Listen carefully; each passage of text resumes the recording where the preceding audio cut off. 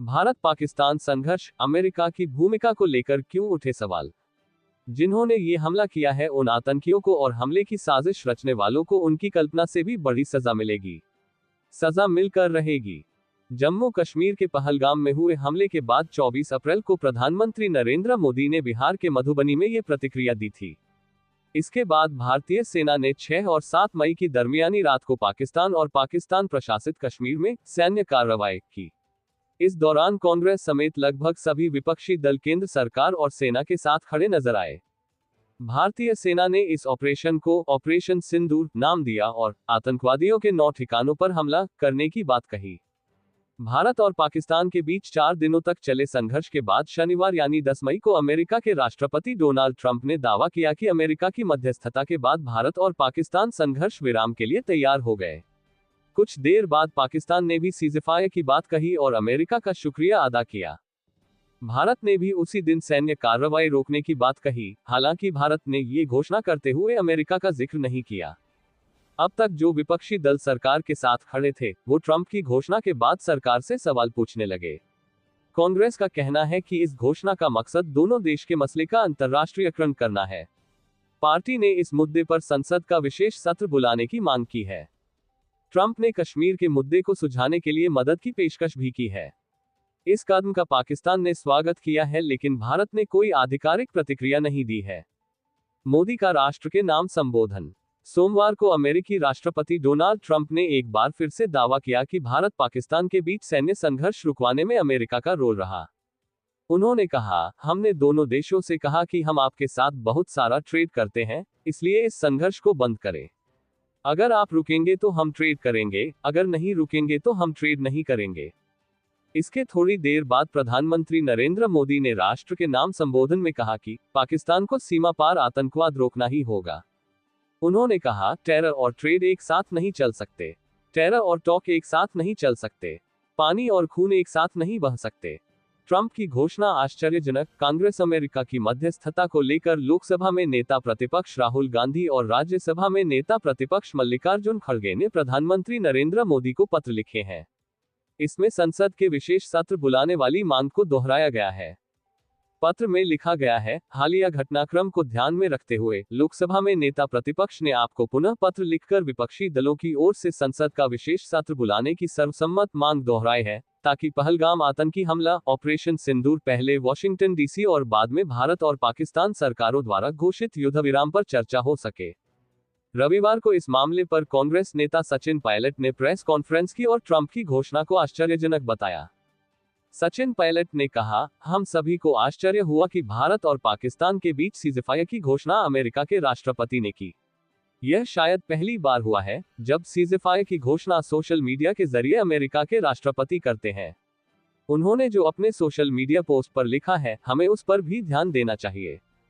शनिवार को अमेरिकी विदेश मंत्री मार्को रूबियो ने सोशल मीडिया पर बयान जारी कर सीज़फायर के फैसले के बारे में विस्तृत जानकारी दी थी।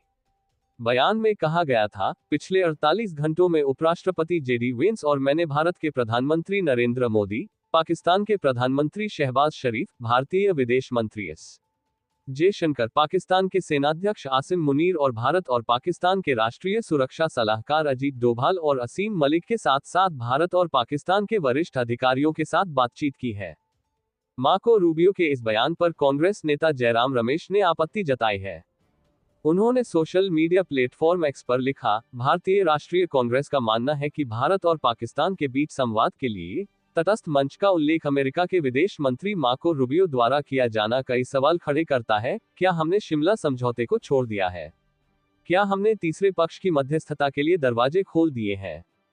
आम आदमी पार्टी के सांसद संजय सिंह का कहना है कि ट्रंप की सीज़फायर वाली घोषणा देश के 140 करोड़ लोगों के स्वाभिमान के साथ खिलवाड़ करने जैसी है। संजय सिंह सवाल उठाते हुए कहते हैं, क्या दुनिया के सबसे बड़े लोकतंत्र भारत पर अमेरिका की दादागिरी चलेगी? अमेरिका का दबाव चलेगा? अमेरिका के राष्ट्रपति सीज़फायर डिक्लेयर कर रहे हैं और सरकार मान जाती है। सीज़फायर की शर्तों का पता नहीं। पूरा देश आपसे पूछना चाहता है प्रधानमंत्री नरेंद्र मोदी जी। भारतीय कम्युनिस्ट पार्टी सीपीआई के महासचिव डी राजा ने कहा है कि उनकी पार्टी ने लगातार सीज़फायर की वकालत की है। एक्स पर ट्रंप के पोस्ट का स्क्रीनशॉट शेयर करते हुए डी राजा ने लिखा, हमारा मानना है कि भारत और पाकिस्तान में डोनाल्ड ट्रंप और अमेरिका के हस्तक्षेप के बिना द्विपक्षीय रूप से अपने मुद्दों को हल करने की परिपक्वता है। ये प्रधानमंत्री मोदी पर निर्भर है कि वे देश और हमारे लोगों को बताएं कि अमेरिका द्वारा की गई मध्यस्थता क्या थी। पहलगाम हमले के बाद 24 अप्रैल को सरकार ने सर्वदलीय बैठक बुलाई थी। बैठक के बाद सभी दलों ने सरकार को समर्थन देने की बात कही थी, लेकिन भारत के सैन्य कार्रवाई रोकने के फैसले के बाद विपक्ष कई मुद्दों पर सरकार पर प्रश्न चिन्ह लगा रहा है। ऐसे में सवाल उठता है कि क्या इस पूरी प्रक्रिया में सरकार ने विपक्ष को भरोसे में नहीं लिया। वरिष्ठ पत्रकार विनोद शर्मा का कहना है कि सरकार एक राय बनाकर युद्ध में गई थी, लेकिन एक राय बनाकर युद्ध से नहीं निकली है। विनोद शर्मा कहते हैं, ये बात सच है कि विपक्ष को सीज़फायर के बारे में पहले से जानकारी नहीं दी गई थी। हो सकता है कि कुछ ऐसी परिस्थितियां रही हो जिसके कारण विपक्ष को भरोसा में नहीं लिया गया हो। मेरा यह मानना है कि अब विपक्ष को जल्द से जल्द भरोसे में लेना चाहिए। बताना चाहिए कि किस परिस्थिति में संघर्ष विराम हुआ है और इसके चलने की संभावना कितनी है। ट्रंप अपने चुनावी अभियान में रूस, यूक्रेन और गजा इसराइल जंग को बंद करवाने और मध्यस्थता करने की बात करते रहे थे।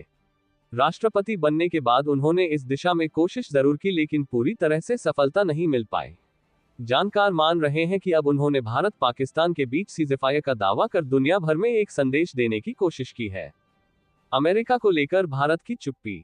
अमेरिका की तरफ से सीज़फायर पर भारत और प्रधानमंत्री मोदी का नाम लिया गया है, लेकिन भारत ने अब तक अमेरिका का जिक्र नहीं किया है।